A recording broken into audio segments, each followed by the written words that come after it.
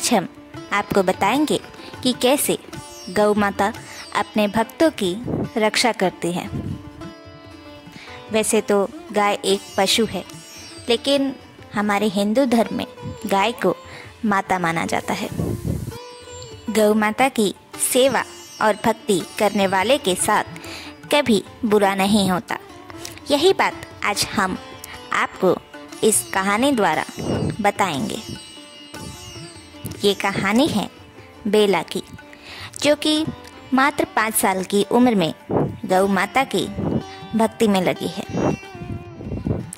बेला की माँ नहीं थी, वो अपने पिता के साथ रहती थी, इसलिए वो गौ माता को अपनी माँ मानती थी। बेला घर के सारे काम करती थी, साथ ही अपने पिताजी का ध्यान भी रखती थी। वो जब भी खाना बनाती थी तो पहली रोटी हमेशा गौ माता को खिलाकर ही अपने पिता को खिलाती थी और फिर खुद खाती थी। बेला ने अपने घर के बाहर गौ माता के रहने का भी इंतज़ाम बहुत ही अच्छा किया था। वो उस जगह को रोज़ साफ भी करती थी। धीरे धीरे बेला बड़ी होने लगी, लेकिन उसकी आदत नहीं बदली। वो गौ माता की सेवा मन लगा के करती थी। बेला अपनी पढ़ाई भी करती थी और साथ ही घर भी संभालती थी। बेला की सहेलियाँ उसे चिढ़ाती थी कि एक जानवर के लिए इतना कौन करता है, लेकिन बेला किसी की नहीं सुनती थी। बेला के पिता हमेशा उसका साथ देते थे और उसे प्रोत्साहित करते थे गौ माता की सेवा के लिए। अब बेला धीरे धीरे बड़ी हो गई, वक्त बदल गया, लेकिन बेला नहीं बदली। बेला के पिताजी बेला की शादी करने को सोचने लगे।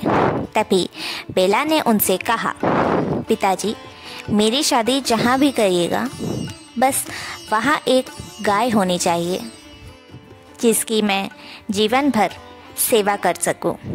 बेला की इच्छा अनुसार उसके पिताजी उसकी शादी एक ऐसे घर में कर देते हैं जहाँ एक गाय थी। बेला अपने ससुराल वालों का दिल बस कुछ ही दिनों में जीत लेती है। उसकी गौ माता के प्रति श्रद्धा और सेवा देखकर सभी बहुत खुश रहते थे। धीरे धीरे वक्त बीतता गया। बेला की झोली में गौ माता ने एक पुत्र दे दिया। सभी घर वाले बहुत खुश थे। बेला भी बहुत खुश थी और गौ माता की सेवा रोज़ खुशी खुशी करती थी।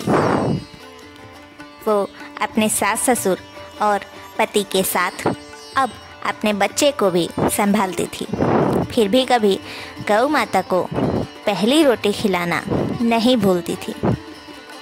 बेला का बेटा बड़ा होने लगा और उसके घर में आमदनी भी बढ़ने लगी। अब उसका बेटा प्रकाश स्कूल जाने लगा था।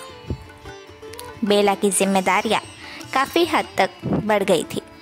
उसे घर के साथ अब प्रकाश की पढ़ाई भी देखनी थी और उसे अच्छी परवरिश भी देनी थी। बेला अपनी सभी जिम्मेदारियां निभाती गई और देखते ही देखते कब उसका बेटा बड़ा हो गया, ये उसे पता ही नहीं चला। बेला के सास ससुर अब इस दुनिया में नहीं रहे। वक्त बहुत आगे बढ़ गया।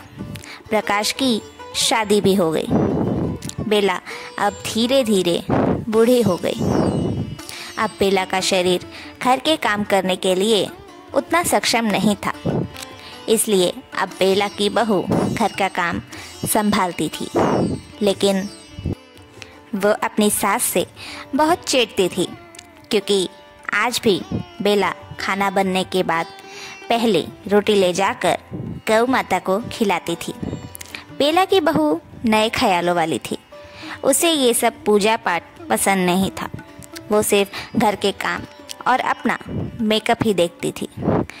बेला को जब भी अकेलापन लगता था तब वो जाकर बस गौ माता से बात करती थी और अपना दुख सुनाती थी, क्योंकि उसकी बहू कभी उसके पास नहीं बैठती थी, ना ही उससे बात करती थी।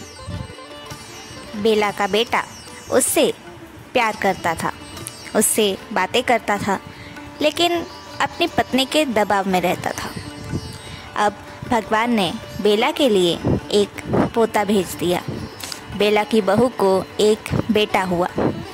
बेला उसके साथ खेलना चाहती थी, लेकिन उसकी बहू अपने बेटे को उसे नहीं देती थी। कहती थी कि माँ जी, आप साफ सफाई से नहीं रहती हो, मेरा बेटा बीमार पड़ जाएगा तो। बेला को बहुत दुख होता था, लेकिन वो फिर भी अपने पोते को दूर से देखकर ही खुश थी। एक दिन गांव में अचानक बहुत तेज़ बाढ़ आ गई। गांव के सभी लोग जल्दी जल्दी अपना अपना ज़रूरी सामान लेकर घरों से भागने लगे। यहाँ बेला के बहू बेटे भी अपने बेटे को लेकर घर से भागने लगे। तभी प्रकाश बेला के पास आकर बोला, माँ, तुम मेरे कंधे पर आ जाओ, मैं तुम्हें छोड़कर नहीं जाऊंगा। तभी उसकी पत्नी आकर चिल्लाती है, तुम जल्दी निकलते हो कि नहीं? बाढ़ का पानी अब घर में आने लगा है, माँ को छोड़ो, उनकी तो उम्र हो गई है, तुम चलो जल्दी मुन्ना को लेकर। तभी बेला अपने बेटे से कहती है, बेटा तू अपने परिवार को लेकर जा यहाँ से, मेरी चिंता मत कर। अपनी माँ की बात मानते हुए प्रकाश अपनी पत्नी और बेटे को लेकर वहाँ से चला जाता है। 2 दिन बीतने के बाद गांव के कई जगहों से पानी कम होने लगा। तभी प्रकाश और उसकी पत्नी घर वापस जाते हैं। तभी वो देखते हैं कि गांव में सभी के घर डूब गए हैं और टूट चुके हैं, लेकिन उनका घर अभी भी वैसे का वैसा ही है, बिल्कुल सही सलामत। प्रकाश घर में अपनी माँ को देखता है, वो भी गौ माता के साथ। वो बहुत खुश हो जाता है, लेकिन घर की हालत देखकर चौंक जाता है। घर में बिल्कुल पानी नहीं था और सब सामान भी अपनी जगह पर था। प्रकाश के पूछने पर उसकी माँ उसे बताती है, बेटा उस दिन जब तुम सब घर से बाहर चले गए थे, तब गौ माता अंदर आई और सारा पानी अपने आप घर से बाहर चला गया, और तब से ही गौ माता मेरे साथ यहीं है 2 दिन से, लेकिन पानी की एक बूंद भी हमारे घर में नहीं आई। प्रकाश और उसकी पत्नी गौ माता के पैर पड़ते हैं और तुरंत ही प्रकाश की पत्नी को उसकी गलती का एहसास हो जाता है। अब वो बेला से माफ़ी मांगती है और फिर वो बेला के जैसे ही रोज़ गौ माता की सेवा करती है। इस कहानी से हमने ये दर्शाया है कि गौ माता कभी अपने भक्तों को निराश नहीं होने देती। जिस तरह से उन्होंने बेला की रक्षा की, ठीक उसी तरह से वो अपनी सेवा करने वाले हर व्यक्ति की रक्षा करती है। इस कहानी से आपको क्या सीख मिली, ये हमें कमेंट में ज़रूर बताएं।